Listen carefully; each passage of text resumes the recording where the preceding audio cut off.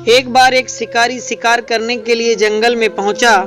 उसने अपने तीर पर बहुत ही खतरनाक जहर लगाया और शिकार को निशाना बना के उसके तीर को छोड़ा, लेकिन उसका तीर चूक गया और तीर एक पेड़ पर जा लगा। वह पेड़ बहुत ही हरा भरा था और बहुत सारे तोते उस पेड़ पर रहते थे।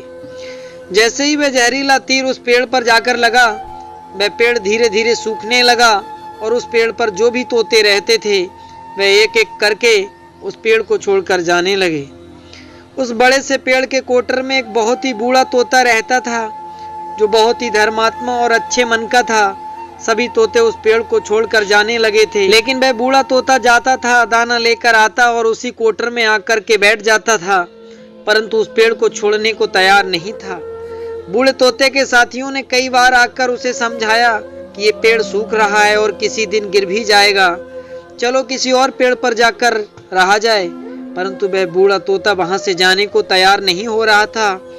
अब ये बात देवराज इंद्र तक पहुंची।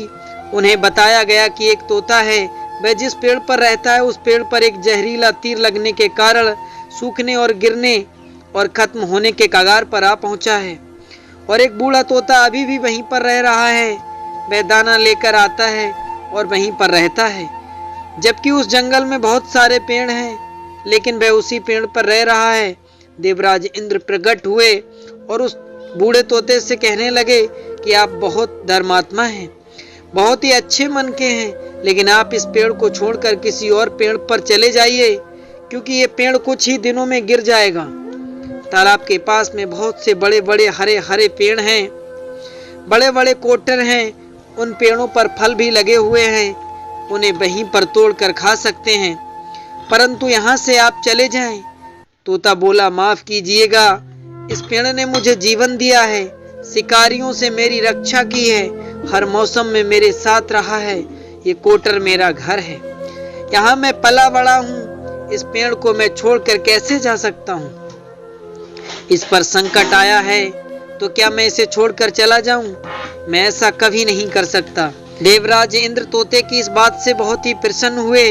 उन्होंने तोते से कहा, मैं आपकी इस बात से बहुत ही खुश हूँ, मांगो जो आपको मांगना है।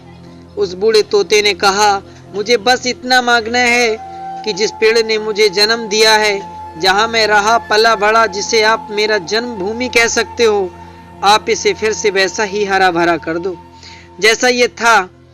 देवराज इंद्र ने अमृत से उस पेड़ को सींच दिया और पहले की तरह हरा भरा कर दिया। अब वापस से उस पेड़ पर आकर के बाकी के तोते भी रहने लगे। वह बूढ़ा तोता कुछ समय तक और जिंदा रहा, फिर उसकी मृत्यु हो गई और वह स्वर्ग में चला गया। दोस्तों, ये कहानी हमें सिखाती है कि जब भी इंसान का बुरा दौर आता है तो इमोशनली वह टूटा हुआ होता है, उसे किसी के सहारे की जरूरत होती है, किसी की आवश्यकता होती है। अगर आप ऐसे समय में उसे छोड़कर चले जाएंगे, उससे बात नहीं करेंगे, मुंह मोड़ लेंगे, तो आपसे बुरा कोई नहीं है, क्योंकि आप किसी के सुख का साथी बने या ना बने, लेकिन आपको हमेशा किसी के दुख का साथी जरूर बनना चाहिए। उम्मीद करता हूँ आपको ये कहानी पसंद आई होगी। अगर कहानी पसंद आई हो तो वीडियो को लाइक शेयर सब्सक्राइब जरूर करना, और आपको ये कहानी कैसी लगी हमें कमेंट में जरूर बताना।